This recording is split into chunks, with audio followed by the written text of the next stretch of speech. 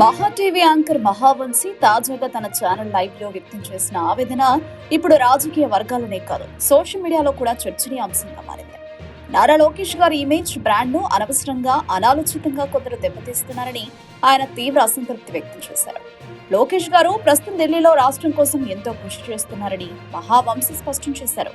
కేంద్రంతో చర్చలు జరుపుతూ ఏపీకి నిధులు తీసుకురావడం, పెట్టుబడులు ఆకర్షించడం వంటి కీలక బాధ్యతలను ఆయన సమర్థంగా నిర్వహిస్తున్నారని ప్రశంసించారు. అలాంటి సమయంలో సందర్భం లేని అంశాల్లో, అసలు వివాదమే లేని విషయాల్లో లోకేష్ పేరును లాగి ఇన్వాల్వ్ చేయడం వల్ల ఆయనకు రాజకీయంగా నష్టం జరుగుతోందని వంశీ ఆవేదన వ్యక్తం చేశారు. ఛానల్ లైవ్ లోనే భావోద్వేగంగా మాట్లాడిన మహావంశీ లోకేష్ గారి తరపున వకాల్తా పుచ్చుకుని మాట్లాడాల్సి వస్తుంది అన్న స్థాయిలో వ్యాఖ్యలు చేయడం విశేషం. ఇది కేవలం వ్యక్తిగత అభిప్రాయమా లేక పార్టీ లోపలి అసంతృప్తికి సంకేతమా అన్న ప్రశ్నలు కూడా తలెత్తుతున్నాయి. అయితే ఈ వీడియో బయటకు వచ్చిన తర్వాత నెటిజన్ల స్పందన మాత్రం మరోలా ఉంది.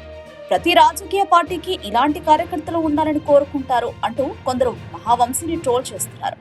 నాయకుడిని వెనక నుంచి ఇలా బలంగా సమర్థించడం భజన రాజకీయానికి నిదర్శనమంటూ విమర్శలు కూడా వెలువెత్తుతున్నాయి. మొత్తానికి మహావంశీ ఆవేదన ఒకవైపు లోకేష్ ఇమేజ్ ను కాపాడాలన్న ఆందోళనగా కనిపిస్తే, మరోవైపు రాజకీయాల్లో అతిగా జరిగే సమర్థన ఎంతవరకు మేలు చేస్తుందన్న చర్చకు దారితీస్తుంది.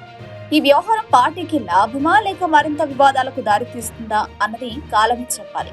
లోకేష్ గారి ఇమేజ్ ని, లోకేష్ గారి బ్రాండ్ ని అనవసరంగా, అసందర్భంగా, అనాలోచితంగా, అవివేకంగా, అజ్ఞానంగా దానికి చిల్లు పొడుస్తున్నారా అని అనిపిస్తుంది.